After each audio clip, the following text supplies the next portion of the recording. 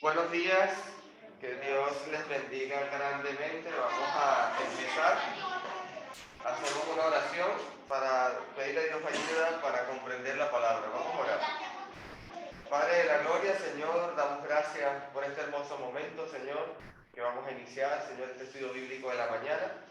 Te rogamos que nos des sabiduría de lo alto, Padre, que tú eres el que das todo lo necesario a esta creación. Te rogamos ahora mismo para nosotros, Señor, sabiduría de lo alto, Señor, sabiduría tuya, Padre. Vamos a estudiar la carta de segunda de Juan y te rogamos que nos des ese corazón del apóstol Juan a través del Espíritu Santo para entender y comprender lo que hoy vamos a estar leyendo en esta carta, Señor. Bendícenos a cada uno de nosotros, en nombre de Jesús oramos. Amén. Amén. Hoy comenzamos la carta segunda de Juan. Estamos estudiando al apóstol Juan, ¿vale? Estamos estudiando poco a poco a este apóstol y ya hemos visto la primera de Juan, capítulo 1 hasta el capítulo 5. Hoy nos toca este libro, que es una pequeña carta, y esta carta tiene algo particular porque está dirigida como que si fuese a una casa donde se sirva el Señor. Está dirigida a una hermana que tiene hijos y Juan se ha preocupado por escribirle personalmente a ella. Es algo que yo cuando lo estuve estudiando y analizando, me llama la atención el detalle, me llama la atención cómo Juan es tan amoroso con ella y con esta familia y con el resto de la iglesia, porque es una carta universal. Leyendo un poco también esta carta, Juan hace reflexión otra vez o hace el paralelo con la primera carta que él escribió, también para recordar lo que es el amor de Cristo, para recordar lo que es los falsos maestros. Y hoy vamos a estar analizando poco a poco esta carta. Entonces, viendo un poco la salutación, vamos a leerla, por favor. Segunda de Juan, el versículo 1 al versículo 3. ¿Lo pueden leer, por favor?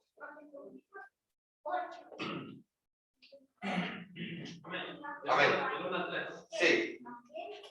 El anciano, a la señora elegida y a sus hijos, a quien amó en la verdad, y no solo yo, sino también todos los que han conocido la verdad, a causa de la verdad que permanece en nosotros y que estará para siempre con nosotros. Que la gracia, la misericordia y la paz de Dios, Padre y del Señor Jesucristo, Hijo del Padre, sean con ustedes en verdad y en amor. Amén, hermanito. Entonces, ¿cómo se declara Juan a sí mismo? Yo, Juan, el anciano. Pero no es anciano, no te vayas a pensar que está arrugadito, que tiene problemas, que está muy viejito. El anciano es un papel de la congregación de la iglesia primitiva como un obispo o un pastor. Es decir, el ancianato es una obra del obispado. Él es un anciano. Él pastorea las ovejas como lo hizo Jesucristo en su tiempo. Entonces él dice, yo soy el anciano.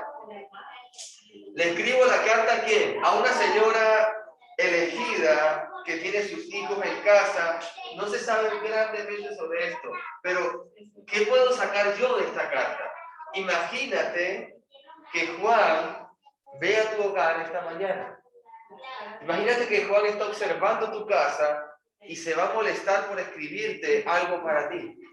Lo que está viendo dentro de tu hogar va a corregir lo deficiente y va a fortalecer lo que tienes débil. Juan va a plasmar nuevamente el mensaje de primera de Juan en la carta segunda de Juan, pero dirigida a una casa. En este caso se puede decir de esta forma. Entonces, a los hijos a quienes amo en la verdad. ¿Se acuerdan la palabra verdad lo que significaba? Que decía el apóstol Pablo, que decía el apóstol Pedro, que el mismo Jesucristo se decía, y conoceréis la verdad. ¿Y qué hace la verdad? Los hace libres.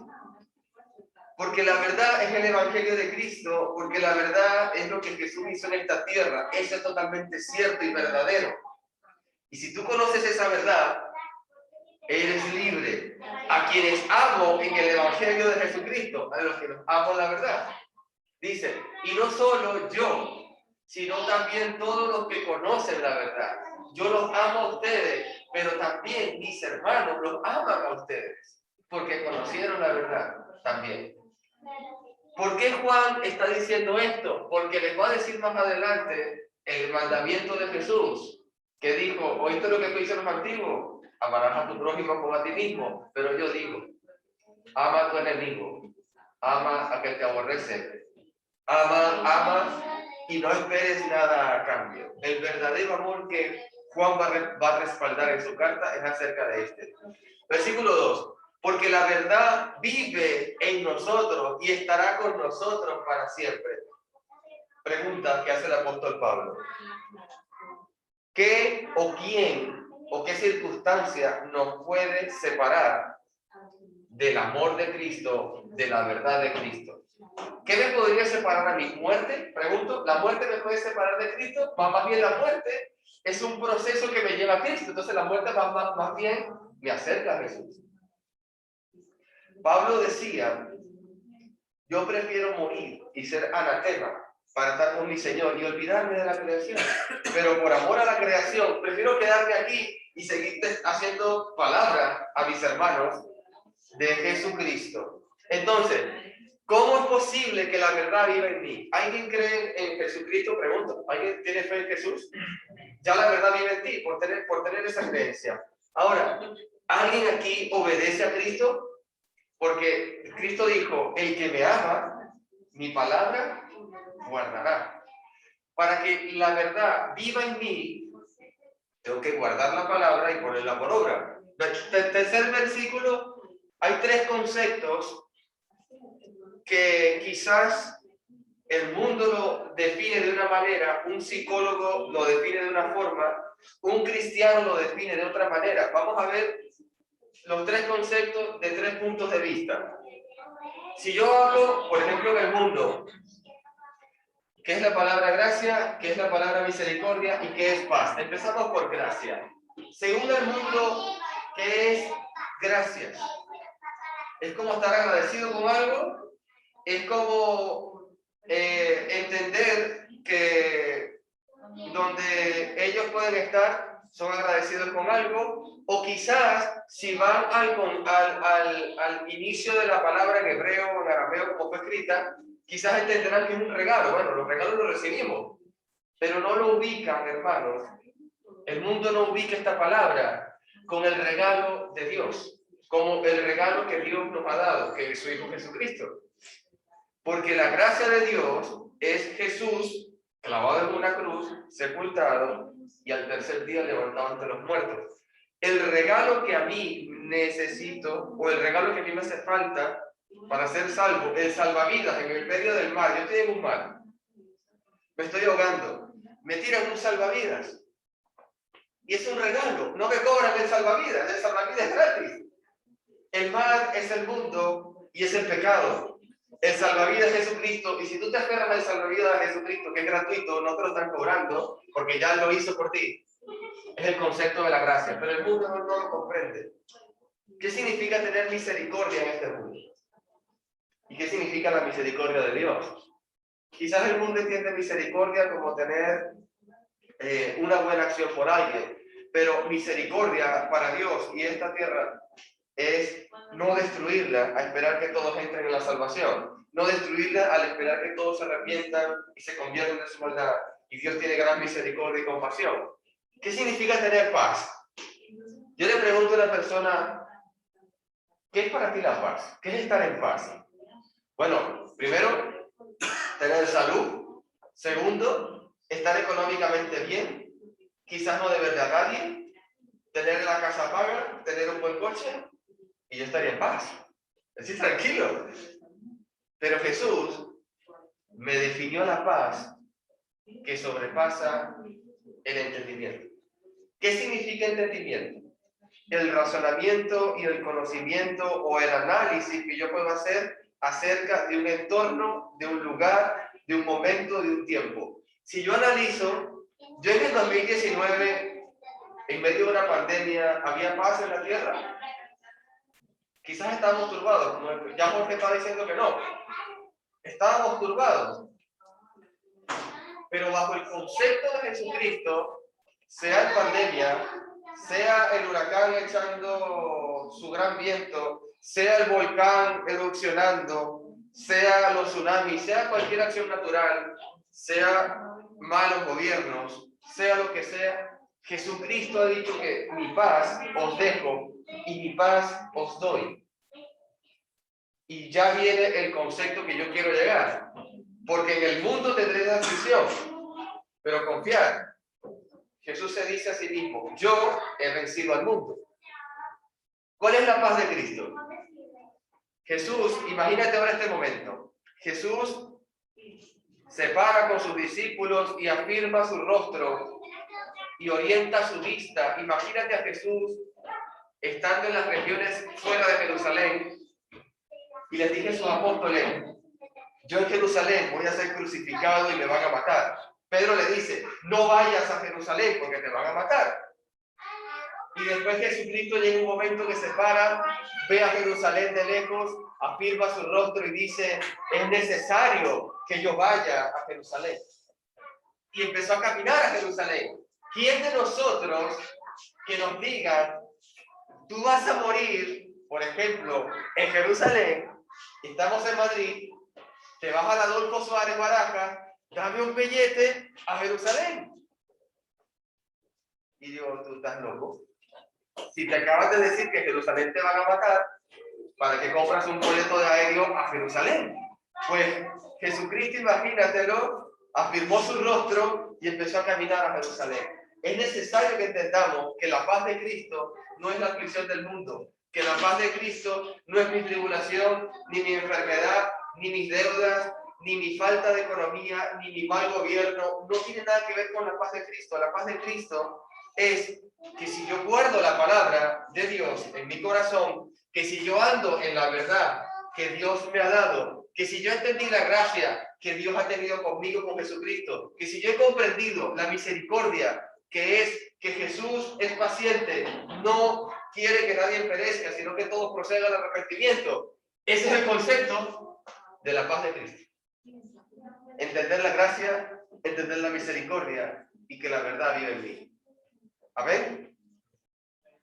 Eso es la gracia de Cristo. Segunda de Juan, ya empezamos, ya salimos de la introducción de la carta. Vamos ahora al contenido y vamos a ver los puntos que están en este párrafo y luego vamos a hacer una conclusión con el mismo apóstol Juan. Vamos a leer del versículo 4 al versículo 6, hermanos. Segunda de Juan, versículo 4 al 6. Bienvenida a las hermanas, bienvenida a Benito Cristian. Dios les bendiga grandemente. Que tu Cristo. Sí, no, Segunda de Juan 1, 4. Mucho me regocijé porque he hallado a algunos de tus hijos andando en la verdad, conforme al mandamiento que recibimos del Padre. Y ahora te ruego, Señora, no como escribiéndote un nuevo mandamiento, sino el que hemos tenido desde el principio, que nos amemos unos a otros. Y este es el amor, que andemos según su mandamiento.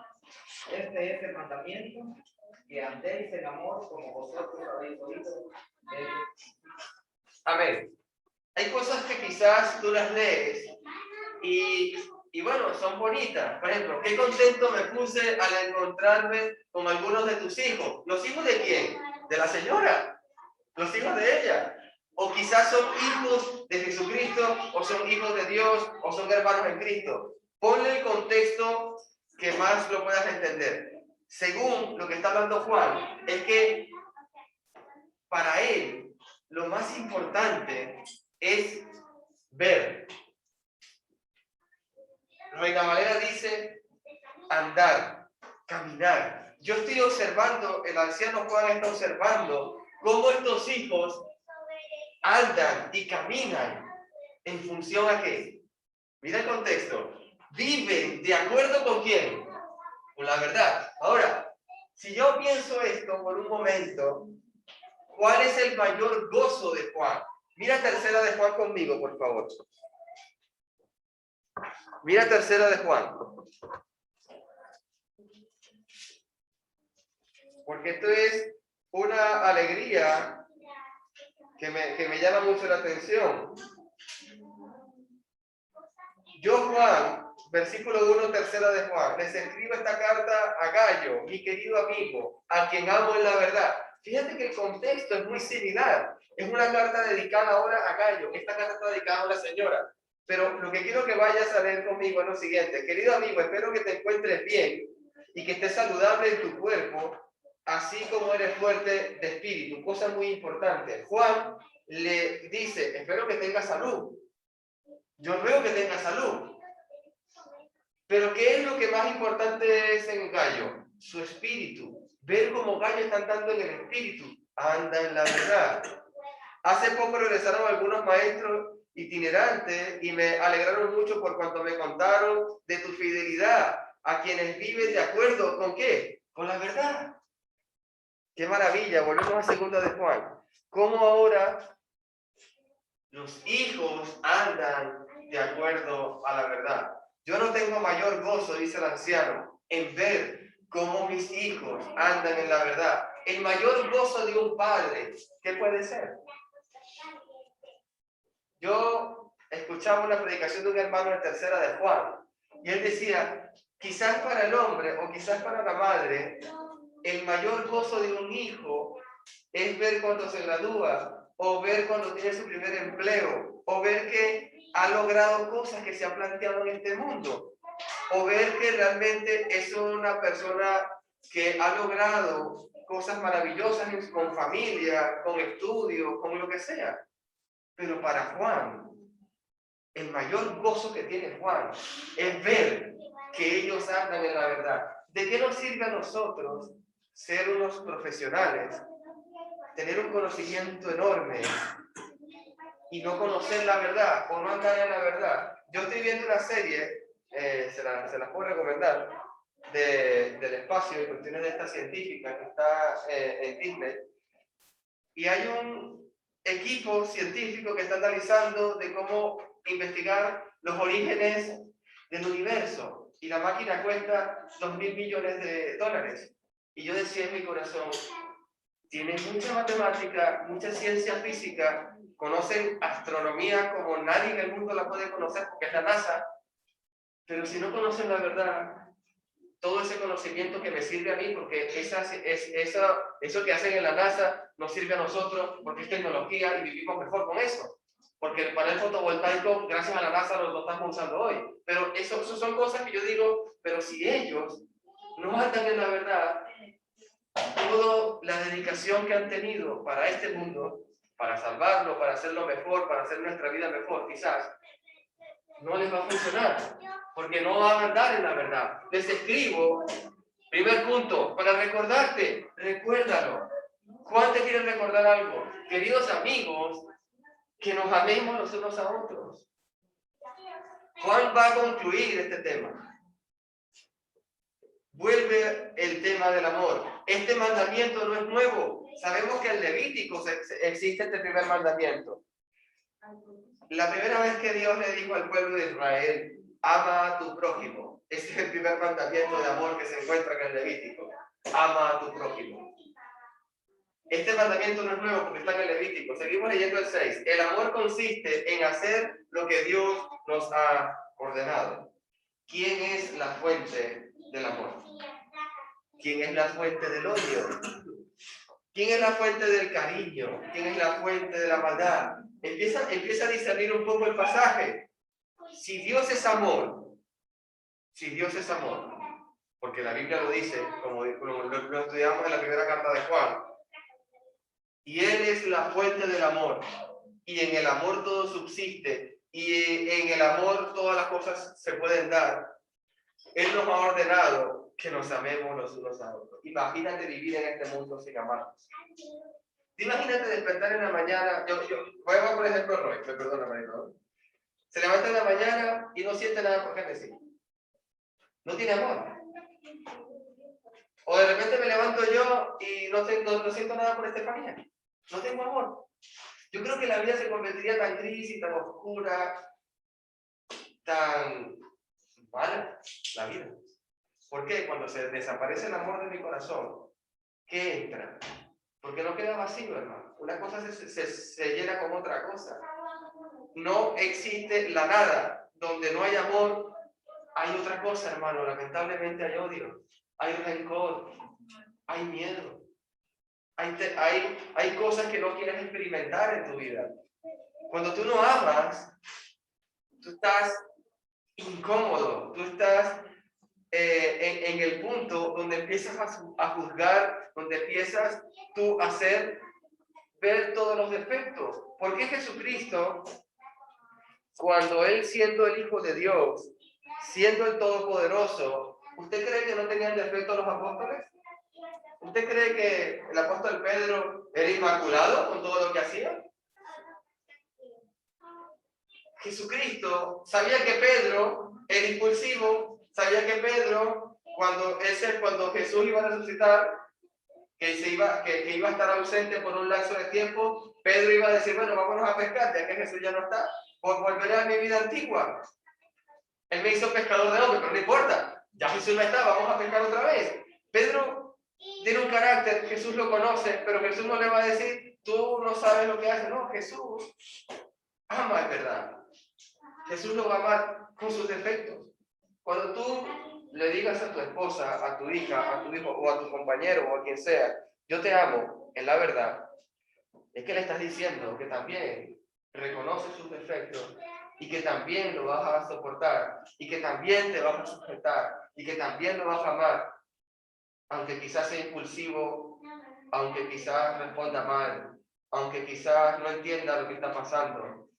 Señor, ¿hasta cuántas veces voy a perdonar a mi hermano? ¿Hasta 7? ¿Hasta 70? No, siempre lo vas a perdonar. ¿Por qué? Porque lo amas. Ese es el amor.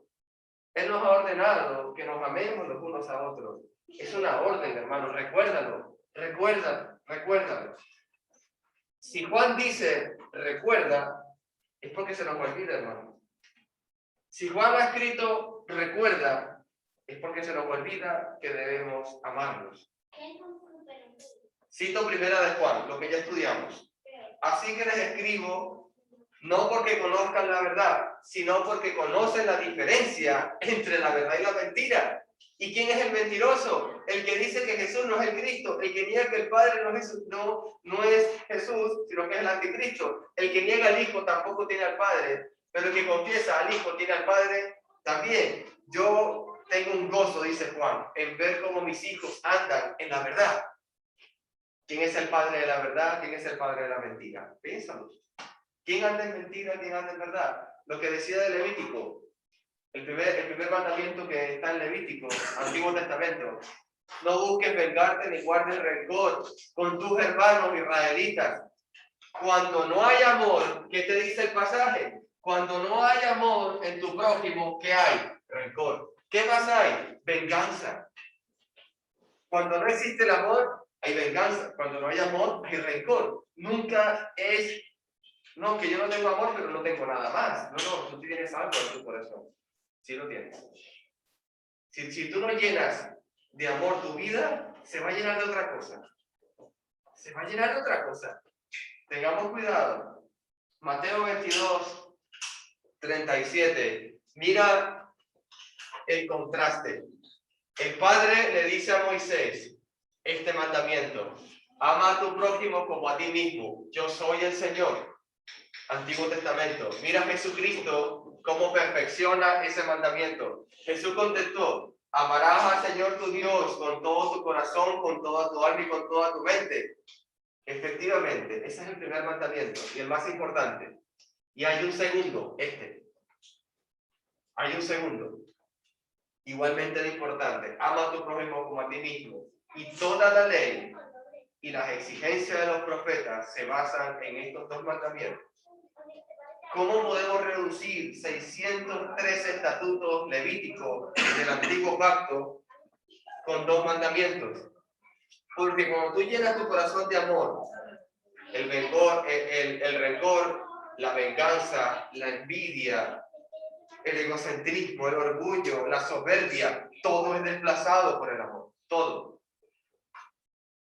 Se lo recordó en 1 Juan 2:7, queridos amigos, no les escribo un mandamiento nuevo, sino el antiguo. Se lo está diciendo también en el primer pasaje de Primera de Juan. Se lo está repitiendo también en Segunda de Juan. Seguimos leyendo. Del 7 al 9, por favor, hermanos. Del 7 al 9. Vamos a ver otro punto. El primer punto era recordar. Importante. Seguimos leyendo. Del 7 al 9. El que lo tenga lo puede leer. Porque muchos engañadores han salido por el mundo, que no confían en que Jesucristo ha venido en carne. Quien esto hace es el engañador y el anticristo. Mirad por vosotros mismos, para que no perdáis el fruto de nuestro trabajo, sino que recibáis galardón completo. Hermano, Hasta el 9. cualquiera que se extravíe y no persevere en la doctrina de Cristo no tiene a Dios. El que persevera en la doctrina de Cristo es quien tiene al Padre y al Hijo. Amén. Empezamos a entender cuál es este punto. Él vuelve otra vez a enfocar su mirada. Juan está preocupado por aquellos que no creen que Jesucristo es el verbo hecho carne. Juan está preocupado por personas que se están pervirtiendo la verdad de Cristo, diciendo que Jesús no vino a este mundo, que eso es una fábula, o que quizás eso era una gran mentira, o quizás que eso era algo que se habían inventado unos y que había ocurrido allá en Jerusalén y que no es cierto. Y Juan les dice, ellos están negando que Jesús vino en cuerpo. Tales personas, ¿qué son ellos? Están en contra de Cristo. La palabra anticristo, estoy en contra de Cristo. ¿Por qué? Porque dice que no vinieron, son engañadores. También en Primera de Juan él habló de los falsos maestros, que son muy similares. Ten cuidado de no perder lo que hemos logrado con tanto trabajo. ¿Qué ha logrado Juan? Porque se está incluyendo en ese trabajo. ¿Qué ha logrado Juan? Yo les pregunto hoy. ¿Qué ha logrado Juan? Porque él dice, tengan cuidado. En la casa de la señora, con los hijos, con la iglesia, con nosotros, tengamos cuidado. Recuerda amarte unos con otros. Ahora, Alejandro, ten cuidado. No pierdas lo que hemos logrado con tanto trabajo. ¿Qué ha estado trabajando Juan? ¿Qué ha logrado? Es la pregunta. Hay algo que me llama la atención con Juan. Es que ellos se han preocupado con diligencia en escribir todas las cosas que han visto. Si tú lees Primera de Juan capítulo 1, vamos allá, para que tú entiendas esta respuesta. Primera de Juan capítulo 1. Les anunciamos al que existe desde el principio, a quien ¿qué? Hemos visto, hemos oído, lo vimos con nuestros propios ojos, los tocamos con nuestras propias manos. Él es la palabra de vida. Él es quien la misma vida nos fue revelado y nosotros lo vimos. Y ahora testificamos anunciándole a ustedes que Él es la vida eterna. Y está diciendo aquí, yo estuve viéndolo, yo lo estuve tocando, yo soy un testigo ocular, físico. Él me está revelando a mi palabra nueva. Él, luego vamos a ver en Apocalipsis, cuando lleguemos allá, cuando estudiemos Apocalipsis con Juan, vamos a entender que Él le habla directamente al Espíritu de Dios. Entonces, ¿cuál es el trabajo que está haciendo Juan? No pervertir la verdad de Cristo. ¿Cuál es el trabajo que está haciendo Juan? Recordándole a mí que tengo que amar. ¿Qué está haciendo Juan? Recordándole a mí que allá afuera me están diciendo que el verbo no es carne. Recordarme a mí que hay una mentira y hay una verdad. Hay engañadores y hay, ¿se acuerdan cuando él decía probar los espíritus? ¿Se acuerdan? Que también lo estudiamos, que ya lo vamos a ver. Juan ha hecho un trabajo maravilloso y es enaltecer a Cristo, mostrar a Cristo tal y como Él es, sin ninguna fachada oculta, sin nada que pueda pervertir el carácter, el conocimiento, el por qué, el dónde estuvo Jesús en este mundo. ¿Por qué? Porque nos dio la vida eterna. ¿Para qué? Para que yo pueda estar con Él. ¿Cuándo? Yo no lo sé. Pero seamos pacientes, porque Él vendrá. Sean diligentes para que reciban una recompensa completa. Si tú te apartas de la verdad, hermano, tú eres salvo hoy, pero si te apartas de la verdad, seamos diligentes, no nos apartemos. Seamos diligentes. Una persona diligente, si me mandan a hacer un trabajo y yo no soy diligente, mi jefe me llama la atención. Y si yo no soy diligente varias veces, simplemente me pasan por recursos humanos y estoy fuera. Yo tengo que ser diligente en mi trabajo, como un obrero del Señor, para que reciban una recompensa completa. Todo el que se desvía de esta enseñanza no tiene ninguna relación con Dios. ¿Cuál es el trabajo que he hecho tanto? Que no se desvíen. ¿Cuál es el trabajo que he hecho tanto? Que recuerdes, Alejandro, que tienes que amar. ¿Qué trabajo estoy haciendo? Olvídate de los falsos maestros. No los recibas ni en tu casa, por favor. Todo el que se desvía de esta enseñanza no tiene ninguna relación con Dios. Pero el que permanece en la enseñanza de Cristo tiene una relación con el Padre y con el Hijo Jesucristo. Probar los espíritus, se lo estaba diciendo.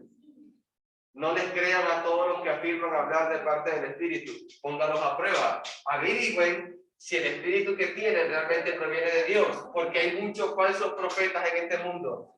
¿Y cómo se hace esto? Es una pregunta muy fácil.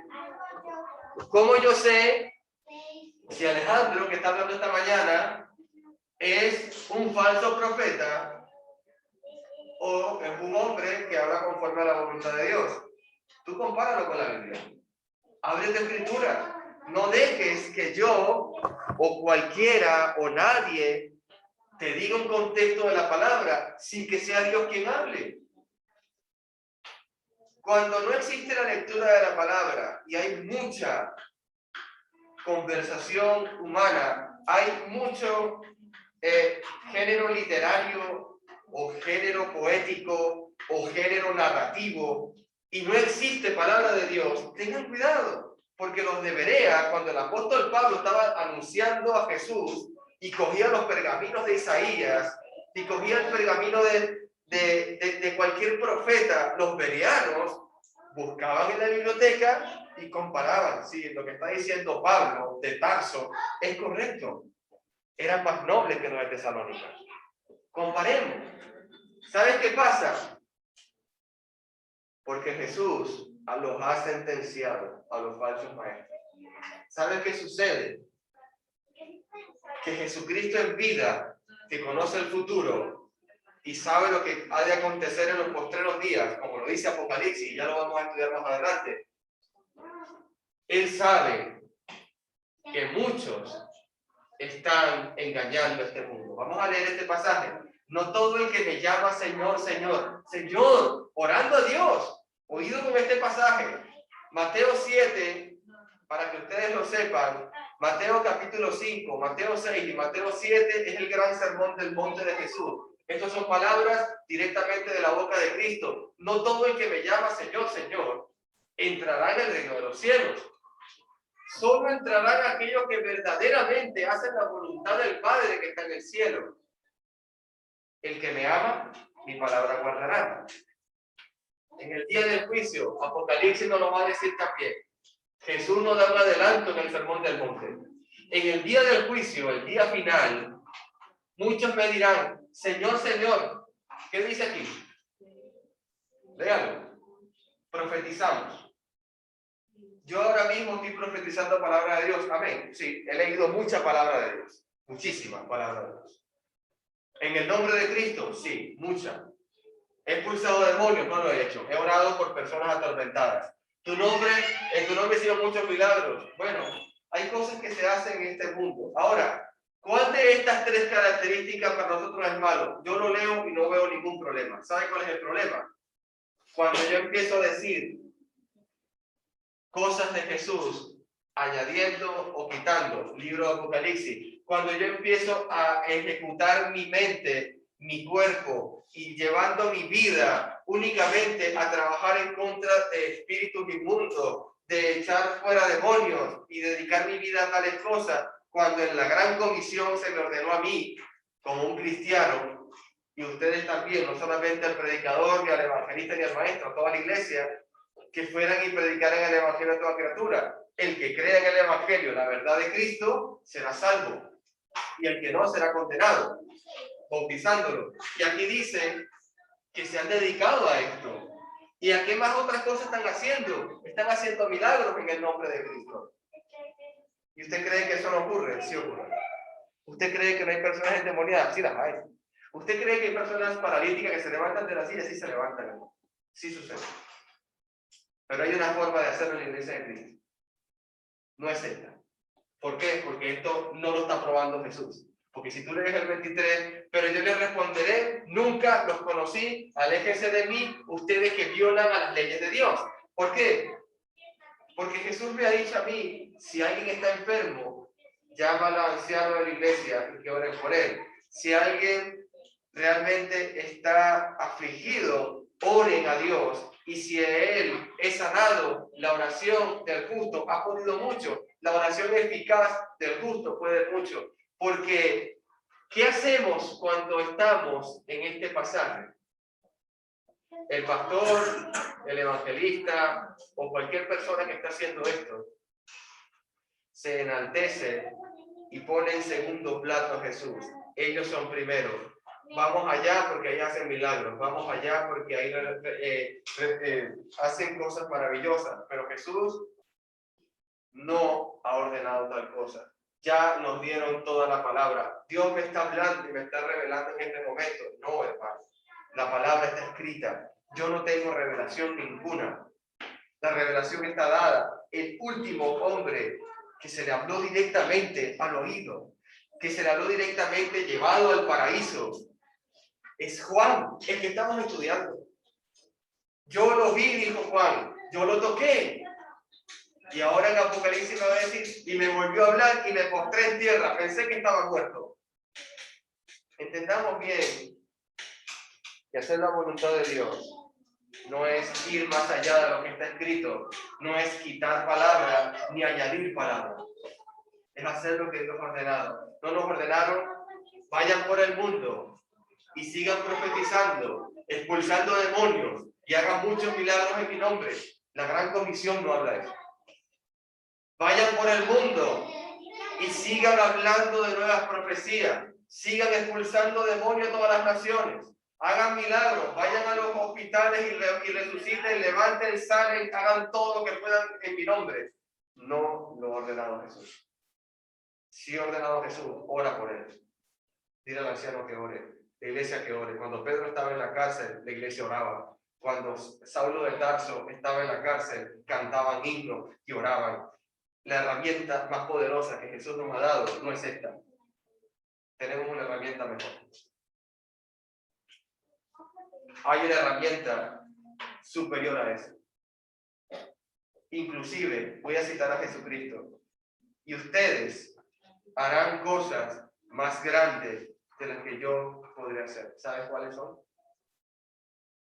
El que yo le diga a Roy, a Brian, a Roberto, a cualquiera de ustedes, Jesucristo murió, resucitó y lo levantó entre los muertos. Aquel que predica las buenas nuevas de salvación es una obra más grande que levantar un paralítico. El que diga que Jesús es el Mesías es una obra y una palabra más poderosa que el que sale de cáncer a una persona. ¿Tú sabes qué sucedería si el que tiene cáncer, SIDA, enfermedad terminal, diabetes, talasemia como la tengo, quien sea, lo que sea como lo tengas, y tú confiesas al Mesías y tú te bautizas, tu enfermedad viene a ser nada.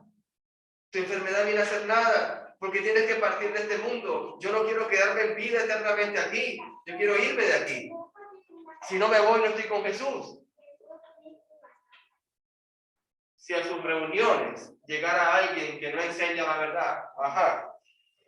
Tercer punto, si alguien cruza esa puerta y no enseña lo que está escrito, ¿qué va a pasar con él?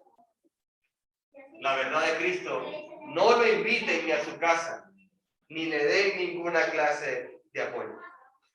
No lo invites, no estés con él. Cualquiera que apoya a ese tipo de gente se hace cómplice de sus malas acciones.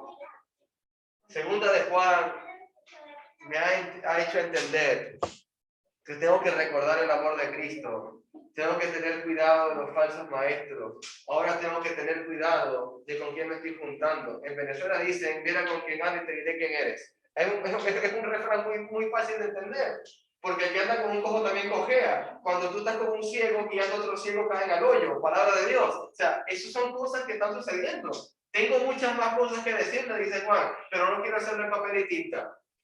Espero visitarlos pronto y hablarles cara a cara. Entonces nuestra alegría será completa. Recibe saludos de los hijos de tu hermana, la elegida por Dios. ¿Sabes qué ha dicho Dios en la carta de Pedro? Esta no es la primera vez que vas a encontrar esta palabra. En la carta de Pedro, y ustedes son, como dice el hermano Jorge, que lo cita mucho, me gusta cómo lo hace. Ustedes son real sacerdocio, nación santa, pueblo adquirido por Dios. Si tú lees un poquito más antes, ustedes son los elegidos. Increíble, hermano. Esa mujer estaba elegida, amén. ¿Y usted qué? Usted también, hermano. Usted también está siendo elegido por Dios. Segunda de Juan es una maravilla del libro, porque me muestra el calor de un hogar, hermano. Me muestra lo maravilloso que es Juan. Así como Juan le escribe a la congregación, como Juan le manda una carta a una gran iglesia, Juan te la puede mandar a tu casa. Fíjate la humildad de Juan, siendo el apóstol más amado de Cristo, siendo el discípulo amado del Señor. Juan no nada más se va a concentrar su mente en la multitud o en las grandes congregaciones, se va a centrar en tu casa. ¿Cuántos de nosotros hemos parado un momento a pensar cuántas veces Jesús ha hecho cosas maravillosas por ti? Piensa en esta mañana, ¿en qué momento Jesús ha sido misericordioso contigo? ¿En qué momento Dios ha hecho misericordia y compasión en tu hogar? Párate un momento a pensar. Cuando no tenías empleo y Dios te dio. Cuando Dios te quitó el empleo y te va a proveer el otro. Cuando no tenías algo y Dios te lo ha dado. Cuando estabas enfermo y saliste de la enfermedad. Cuando veías a tus padres que no podías estar con ellos y te los ha traído. Hablo de Brian, hablo de Alejandro y hablaré también de mi hermano Jorge cuando venga su esposa. Son cosas que no las entendemos. Pero Dios actúa en mi casa. Dios actúa en su casa. Las cosas no son casualidades. Yo miro atrás. Cuando yo pisé Madrid, yo le decía a Dios, esto es creación tuya. Sea Venezuela, sea Madrid, esta es tu creación. Haz conmigo cosas maravillosas, porque yo no deseo alejarme nunca de ti. El rey David, lo estamos estudiando, con eso termino, no me largo más.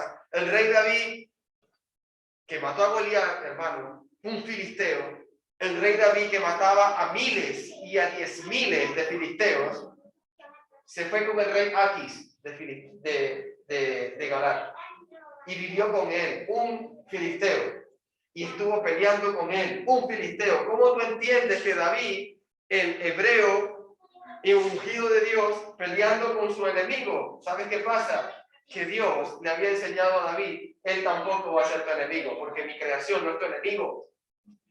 El enemigo es Satanás y los ángeles caídos. El enemigo es aquel que se enfrenta a Cristo. El enemigo que se enfrenta a Dios. Aquí no es tu enemigo. Aquí no tiene el conocimiento que tú tienes, David. Sujétate a Aquis, a ver si le ganas. ¿Le ganas qué? ¿En batalla? No. A ver si le ganas.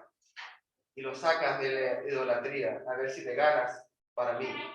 Y David se sujetó. ¿Cuántos de nosotros nos sujetamos? Entendamos segunda de Juan. Dios bendiga su palabra.